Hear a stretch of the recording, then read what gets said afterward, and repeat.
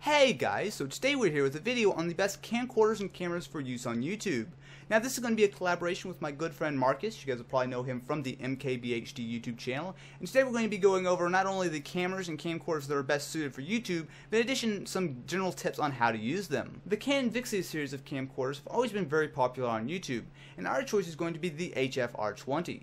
Now with this you get full 1080p video quick capability, which while not entirely necessary, a lot of times 720p is going to be just fine for YouTube. It's very nice to have the option that you can go ahead and bump it up to 1080p if you like.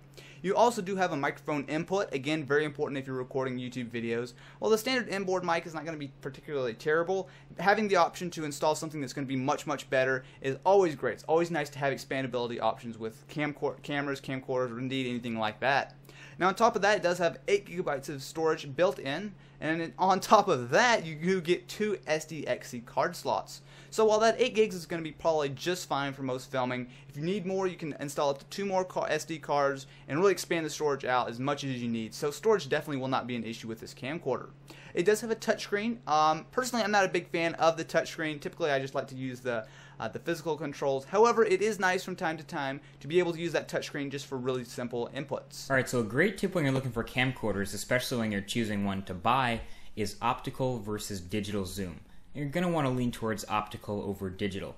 Optical zoom is actually the physical movement of the lens element on the camera itself to zoom in on the image, while digital zoom is literally just moving in on the actual picture, so it tends to have a worse quality image zoom. So if you can always get the one with the higher amount of optical zoom, that'll be more versatile. And if you see something with something like 1,000 times digital zoom, that's nothing much to be impressed about because that's all in the software. One of the best parts of having a camcorder is the fact that it will have autofocus. Now, this is something a lot of DSLRs lack, and what this will allow you to do is of course keep your subject always in focus. Now with a DSLR you're going to be constantly manually focusing it, trying to keep everything perfectly in shot, and that can be kind of difficult. However, with a camcorder it will do it all automatically.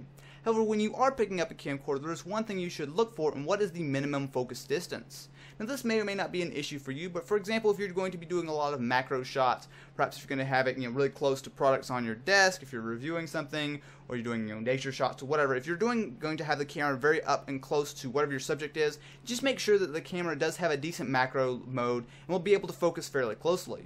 So there's an entirely different category of cameras if you will, that can be used to create videos, and they can also double as your still camera, and these are DSLRs. And DSLRs are actually getting more popular on YouTube for the YouTubers who actually want the most amount of control over the type of video that you get. So DSLRs are mainly made in terms of a consumer budget for Canon and Nikon, and one of my favorite cameras of all time is the Canon T2i, and what I'm going to recommend as a DSLR for YouTube is the Canon T3i, which brings not only a similar budget but a much more vast video features. It's more video centered, if you will. So you get the articulating LCD screen, you get more audio controls, and things like that, a better body. So overall, the Canon T3i is a great choice for those of you who like Canon, rely on Canon, and really want to use it via DSLR for your video work on YouTube. One of the most important things to keep an eye on when you're filming with a DSLR is your shutter speed and your ISO. Now shutter speed is simply how fast the shutter is opening and closing. Now this seems very simple, and it is. Typically you're going to want, if you're shooting at 30 frames per second video, you're going to be wanting to have it at 1/60th of a second. That will mean that it will be able to open and close without causing any problems with your video. Now in most cases that's going to be the ideal situation. If you're going to have the maximum amount of lighting, it's going to let everything else in the best way. Of course sometimes you may want to kind of affect and change it around a little bit. For example, if you're shooting dark you may want to turn it down a little bit, or if you're doing action photography you may want to turn it up a little bit, but generally you want to have it at 1/60th of a second.